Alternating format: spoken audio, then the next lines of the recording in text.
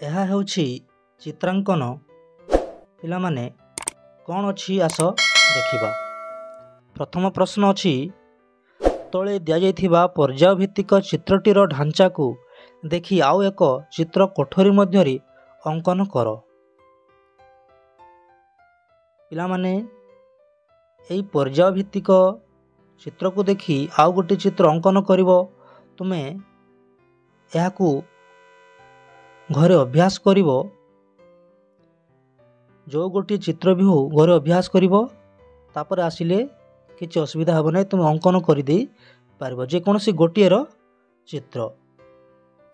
ତାପରେ ପରବର୍ତ୍ତୀ ପ୍ରଶ୍ନ କ'ଣ କହୁଛି ଆସ ଦେଖିବା। କିମ୍ବା ସେ କହୁଛି କିମ୍ବା ଏଇ ପ୍ରଥମଟି କରିବ ନଚେତ୍ ଏଇଟି କରିବ। ଇଏ କ'ଣ କହୁଛି?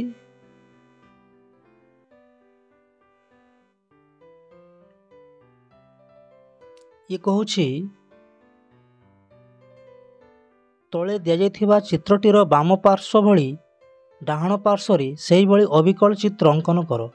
ପିଲାମାନେ ଏଇ ଯେଉଁ ଚିତ୍ରଟି ଅଛି ଏହାର ଠିକ୍ ଅବିକଳ ଏଇପଟେ କାଟିବ।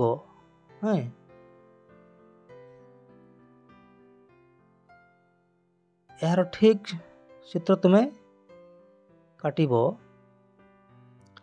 ଏହାକୁ ତୁମେ ଘରେ ଅଭ୍ୟାସ କରିବ। ପିଲାମାନେ ଥରେ ଦୁଇଥର ଅଭ୍ୟାସ କଲେ ଏଥର ଠିକ୍ଟା ତୁମେ ଜାଣିଯାଇପାରିବ। ତାପରେ ପରବର୍ତ୍ତୀ ପ୍ରଶ୍ନ ଅଛି,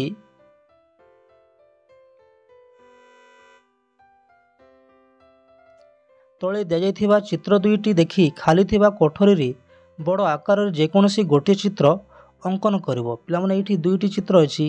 ଏଇଠି ଗୋଟିଏ ଚିତ୍ର ଆଉ ଗୋଟେ ଅଛି ଏଇଠି। ପିଲାମାନେ ଏହାକୁ ଦେଖି ତୁମେ ନିଜେ ତୁମ ଘରେ ଅଭ୍ୟାସ କରିବ। ଥରେ ଦୁଇଥର ଅଭ୍ୟାସ କଲା ପରେ ଏଥର ନିଃସନ୍ଦେହରେ ଠିକ୍ ରୂପେ କାଟିପାରିବ। ତାପରେ ପରବର୍ତ୍ତୀ ପ୍ରଶ୍ନ ଅଛି,